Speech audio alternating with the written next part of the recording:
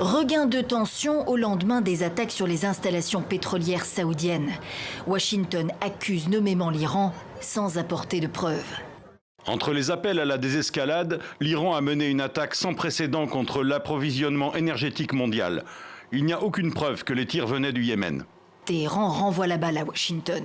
La pression maximale des États-Unis a échoué et le secrétaire d'État Pompeo se tourne vers le mensonge.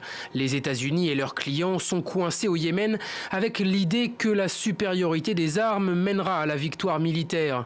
Accuser l'Iran ne mettra pas fin au désastre. Il faut mettre fin à la guerre et discuter. L'allié inconditionnel de l'Arabie saoudite d'une part et l'allié des rebelles houthis de l'autre, avec pour fond l'accord nucléaire iranien. Washington l'a dénoncé et veut le renégocier aux grandes dames de Téhéran.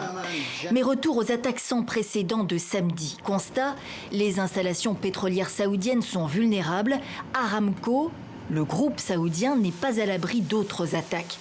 Qui a tiré et d'où? Avec quels projectiles? Drones, comme l'affirment les Houthis qui ont revendiqué les attaques, ou missiles?